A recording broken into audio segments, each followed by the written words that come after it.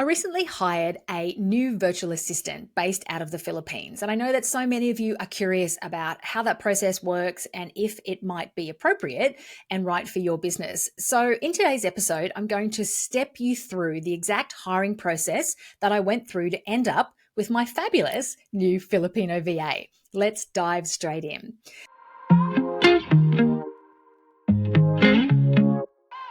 So, a little bit of background. I've worked with Filipino VAs since 2014. My husband and I both had businesses. We actually went to the Philippines. We went over to Manila back in 2014 to just check it out and see how this offshoring thing works. And the first Filipino virtual assistant that I hired actually worked for me in my first business, which was my traditional HR consulting business, in a full-time capacity. And she worked with us for years. Since then, I've been through lots of different iterations of people working for me part-time, full-time, and also on a freelancing basis where they just do projects. I need something, they do something, but it's not ongoing work. And in fact, I've worked with the same freelancer. Her name is Gilsa. She's amazing. She helps me out on all my web stuff that I don't know how to do. I've worked with her for 7 years. So in summary, I love working with Filipino virtual assistants, and they really have a great place, and they have always had a great place for me in my business. So let's talk specifically about my most recent hire. So I guess before we dive into that, I just want to point out that there are different ways that you can work with a Filipino virtual assistant. You can work with somebody in a full-time or a part-time capacity, or as I said, you can work with somebody on a project basis when they are more likely to be a freelancer. So typically people who are working for you full-time or part-time, you can often source those people through business process offshoring houses, so BPOs. And I've recorded an episode with the amazing Tiffany English, who is an Australian-owned BPO based in the Philippines. And you can check that out over at episode 114 of the Big Dreams, Great Teams podcast if you want to hear more about how that works, hiring somebody full-time or part-time through a company that manages the staff for you. But what I'm going to talk you through today, and the Filipino virtual assistant that I've just hired, is somebody who's working directly for me on a project or freelance basis. And this is somebody who's working a couple of hours a week, essentially doing ongoing projects. So let's step out that process in case, like many of my clients, you're curious about how it actually works, how complicated it is or it isn't, and if it might be right for you and your business. Because the thing is, hiring people offshore gives you and your business a huge potential cost reduction. So it's definitely something to consider if you haven't already looked at it, particularly in the current climate that we're in 2024, when business feels a little bit different. So I know that one of the processes that I'm working through with loads of my clients is actually looking at the cost of team and the return on that investment of team. And one of the ways to naturally improve the return, reduce the costs, is to actually look at, is there an opportunity to offshore some of these tasks? So let me talk you through my hiring process. Now, the first thing I did, which you will have heard me talk about before, and that you should always do regardless of who you're hiring, is pause, slow down, and get clear on what you actually need. So in my case, I wrote out exactly what I wanted this person to do. So in my case, it was repurposing podcast audio, so podcast videos that I had only been using the audio for, repurposing them into videos to be uploaded onto YouTube. Spoiler, you'll soon be able to find me on YouTube. So I got really clear, knowing that's what I needed, knowing that there was going to be a little bit of work in actually turning this podcast, this audio recorded thing, into something that was visually appealing. And I had to get really clear and pause and actually write down, well, what is it that I wanted the person to do? Now, because I'd never done that before, we'd never done that in the business, I didn't really know. So I had to do a little bit of research. I looked around at different videos on YouTube. I looked at the things that people were doing, because what I needed to do was crystallize, like, what is the sort of video that I want the person to produce? What do I want and what don't I want? And that's one of the ways that I find really helps my clients, and definitely helps me, is to think about, what do I want? What would I be excited with? And also, what don't I want? That helps you to get really, really clear. So I did a bit of research and I wrote down these details, and I wrote out what I understood the steps probably would be and what I believed my requirements were after doing sort of, let's say 20 minutes of research. And that was me writing down things like, I want you to go into, where I've recorded the podcast, download a podcast, edit out any obvious word mistakes or gaps and pauses, insert appropriate graphics and, like videos into the podcast, into the video, I should say, to make it more visually appealing for video. I want you to create the thumbnail, and I want you to add in music at the beginning and music at the end, for example. So that's what I sort of mapped out and went, okay, cool. That's what I think I want when I talk about repurposing an audio podcast into a video format. The next step was to think about how often I would want this done. And when you're thinking about how much time you want the person to spend and how often you need this done, I like to tell my clients to think about it as what's business as usual and what might be a project. So for me, my business as usual looks like publishing one podcast episode a week. So we would therefore be repurposing one podcast episode into a video for YouTube once a week. That's business as usual. We can put that in the business as usual bucket. On the other side, there's probably a project to repurpose existing or previous podcast audios into video as well. And perhaps there's probably about 10 that I want to do to get up on YouTube. So business as usual once a week, and then there's probably a project of 10, maybe 20 there. So then I sat down and I looked at this list that I'd created and I wrote out, well, what are the skills and the previous experience that I would want somebody to bring to be able to do this well? And what can I teach them? Now, let's face it, I don't know anything about video editing. I've never done this before. I really can't teach them anything about how to do this. Therefore, the experience that they need to bring is having done podcast audio and video editing before for ideally a similar type of audience, a similar type of podcast, and even ideally for definitely somebody who speaks in English, and ideally even an Australian type of person so they understand our language, our slang, our grammar, etc. I got clear. They needed to have previous experience in video and audio editing for an English-speaking person, and ideally maybe that person was Australian. So I wrote all of this out, what I needed the person to do, what skills and experience they needed to have, and the type of, how often or the volume of work, maybe it's one a week with some projects, and I put that into a nice little paragraph, and then I set out to find the person. Now, lots of people at this stage would go to Upwork, which is a great place to find freelancers all around the world. Lots of people swear by it. Personally, I don't like it. I hate it. I've used it a few times and it just isn't right for me, mostly because of the volume of I don't like the application process, basically. And I feel like it just is too administratively heavy for what I'm looking for. But check it out. A lot of people use it and swear by it. Another option that you can consider is to go to a recruitment business, somebody who finds these Filipino virtual assistants for you.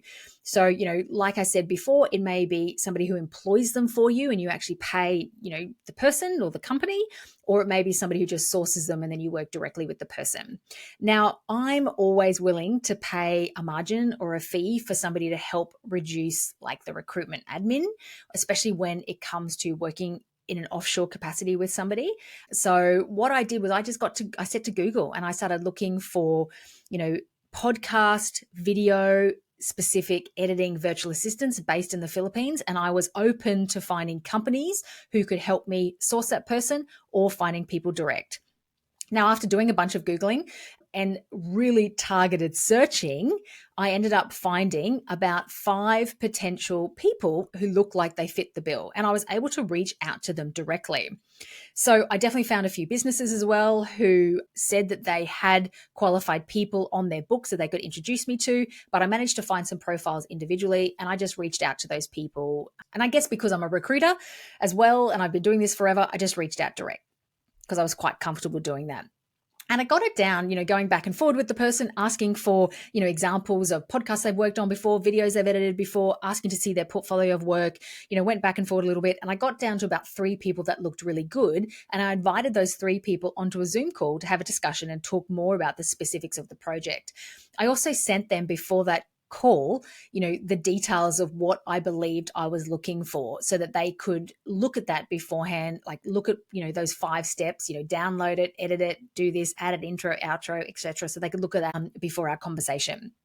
So on our Zoom call together, what I was assessing was their language, their communication style. Of course, talked about the type of experience that they'd had before and therefore the skills, particularly, the software skills that they had used and hadn't used. So they're the sorts of things that I talked about in the Zoom call, and that's what I interviewed and assessed. And then I offered one person a project trial. Now, it took me because I decided, well, the only way for me to actually test the reality of what this person can do from, and what their video editing style is, what those skills are, and, how on the same page we are is actually to trial them. And so I offered just one person rather than doing all three, a paid trial. Now, total transparency, it probably took me another 30 to 60 minutes to write out the specific instructions that I believed they needed to be able to do the job for me to the level that I wanted it done, and for me to be able to assess, that trial, that project that they'll be producing for me. Interesting, right? So it took me about, let's say 45. Let's call it in the middle between 30 to 60 minutes. Let's say 45 minutes. Now, the other thing as part of that trial was I asked them to track their time, because I had no idea how long these things should take, because we'd never done this before in the business. I had certainly never done it myself. I had no idea. I just kind of had a bit of a sense in my belly how much I was willing to spend. But this was all, I was viewing this whole process like a research, I was researching as I moved through this process, working out, well, how long does it take? What's likely to cost me, etc. So then I could weigh up, is this the right decision for my business? So I also used this hiring process as an information gathering exercise. And that's also what I'd love you to hear, is that, you can start this process, you can explore it, and you can work out through the process if it's the right thing for you and your business. Now, so I handed over the trial, I handed over my instructions, I handed over what I believed was all they needed to know to produce exactly what I was after. And the first iteration came back, and I was really pleasantly surprised. It was about 70 to 80% there. And what it did was it showed me the gaps in my process. It showed me the information that I hadn't given the person. So, I hadn't explained to them enough about my clients. So some of the images and the visuals that were used weren't quite right. And I thought, oh, of course, how would you know that? I haven't been clear enough here. So I gave them that feedback. I gave them that extra information. I updated my process, and I asked them to just, do a final tweak, and again, to record their time. And the result that came back was perfect. And I was really, really happy with it. And I knew we were where we needed to be.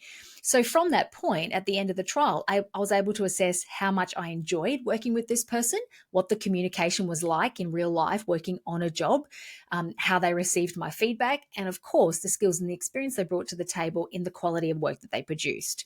So I was able to look at that and think, well, what feels right to me to pay? How do I feel about the amount of time it took?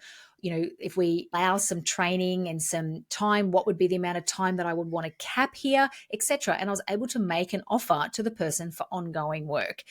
Now, in my case, it was a paid trial. I also agreed on that Zoom call that it would be a paid after the work was done trial. So I'm just pointing that out here because that's something that you should specify, and that's definitely something I recommend. And in my case, the payment was through PayPal, through them sending me an invoice on PayPal afterwards. Now, as I said, I've worked with Filipino virtual assistants for sort of, 9-10 years. And definitely one of the things that I've learned through all that time is that it's often hard to assess how the person is going to feel like to work with until you're actually working with them. So unlike when you're hiring somebody maybe to work with you face to face, you're hiring somebody local, you can sort of, ask all those beautiful, give me an example of a time when behavioral based questions to get a sense of how they've worked in the past with other people. However, what I find with Filipinos is because they are all beautiful humans who really want to please and really want to do the right thing, sometimes it's difficult to get to the heart of what it's actually going to feel like. Sometimes you can definitely eliminate sometimes based on some people's answers, but often a trial is actually the best way to live it and experience. And I really also recommend making sure it's a paid trial for lots of reasons, including just being really respectful out of the person, the time that they put in, and hopefully you get something that you can actually use in your business as well. So I also think that exchange of payment is really important. So one of the things that I want to recommend is actually definitely trialing somebody and giving them. Now, if you're hiring somebody full time into your business and you're doing it through an offshoring company, you could incorporate like a small trial into part of your recruitment process. Get them to type out an email, type up a document, review something. Like there's lots of things that you can do, like a little mini trials that aren't quite as big. Like I guess my bigger edit a full video trial, which I actually gave to this person in this instance. So the other thing you can do is you can give the trial to more than one person. So I've got lots of friends and colleagues, and I've recommended to clients that they could trial 2 people or even 3 people, and then you're able to assess how it feels to work with the person, the questions that they ask, how they accept the feedback, receive the feedback. You get to assess all those things, and you get to assess the variety of the quality of output that you get as well. And if somebody is designing something for you, then that actually may be a good idea. So the whole process took about a week, definitely took some time and energy. So I'm not going to sugarcoat that. It took time for me to get clear, to outline my instructions, to get clear on actually what I wanted the person to do, what the specifics of that, map out what I believed the process was, what I wanted them to follow. There was definitely time for me to review their work, to go back, give them feedback, go through a few iterations, and ultimately making the offer and setting up our arrangement going forward. And I guess with any hiring process, we do need to look at it as an investment of our time, which I'm confident now will pay off in the medium to long term without question, because I've ended up with somebody who is lovely and is doing a great job. And I'm sure she's watching this video, and I'm thank you for working with me. I'm loving working with you so far. So I'm really happy with the person that I've hired.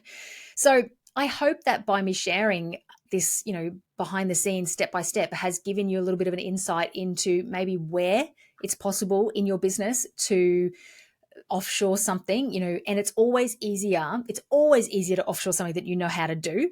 And in this case, I didn't know how to do this thing. So it did take a little bit more research and thoughts, and me thinking what's a good example of an output and what would be a disappointing example of an output, et cetera, et cetera. So like that definitely took a little bit more time and, some turning of the cogs in my brain. It's easier to hand over something you know how to do, because you know the exact steps, you know how long it should take, how long it takes you, and it's just always easier. But in my example, I've demonstrated that you can offshore something that you don't know how to do. It's just easier to offshore something that you do know how to do. The other thing is that because this does take an investment of time and money, you want to offshore something that you want somebody to do over and over again. So offshore a task, an ongoing task, because it's a lot of work to put in just for one project, of course, unless it's a big project. So if you're thinking about hiring an offshore VA, my tips and guidance for you is to get crystal clear and really specific on what it is that you want, and whether it's a part-time, full-time, or just a project freelance opportunity that you have for somebody. Getting clear is always your starting point, and a vague description simply will not cut it. It won't cut it with anybody that you're hiring, and it certainly won't cut it for a Filipino VA. Tip number 2 is to put in the time that you need to get clear, to scout around, to find the person, to find a bunch of the right people, to have options. And my guidance is to find about 5 people, of which 3 you're keen to sort of contact and interview and maybe do a trial with. And the third tip is to have comparisons. Again, in every single hiring process, you will always make a more confident hiring decision when you have the ability to compare. And you will always be more full of doubt if you're only choosing from like a pool of one person. So always have options and people, always be able to compare. And then I guess the fourth tip is to trial the person, particularly with a Filipino virtual assistant. Trial them, and as I said, offer a paid trial if you can, and see the trial as the final step of your hiring process, as opposed to the first step of your onboarding process, and have used that to give feedback, to assess how they receive feedback, to assess their communication, to set expectations, to clarify your own process, to re-clarify, I thought I wanted this, but actually I want this. So, that trial is hugely beneficial for you both. So they're my top 4 tips. If you're thinking about embarking on this yourself, make sure you spend the time to get clear, find and scout around until you find at least 5 people you want to talk to. Make sure you've got a pool to compare your options, and trial the person. That's my 4th tip. So I hope that's helped you today. I hope me sharing the step-by-step process of my recent new Filipino virtual assistant has helped spur on some thoughts about where there might be an opportunity in your business to do that for yourself. As always, my DMs, my emails, I'm open. If you want to have a chat to me or if you want some help, I'd love to help you look at your business and work out, well, where might there be some low-hanging fruit? Where might there be some cost-saving opportunities here in your business to get somebody offshore to help you do some of these repeatable tasks? And or if you would like to get your hands on my checklist, which is my list of things that you need to think about before hiring anybody onshore or offshore, then feel free to jump over to paulamaidens.com/hiring-checklist and get your hands on my hiring checklist. It's nice and short, but it goes through the things you need to think about and be clear on to be able to set you and them up for success before you even start like writing your advertisement, start interviewing, start talking to people. So I hope that's been helpful today, and I'm looking forward to being back here next week.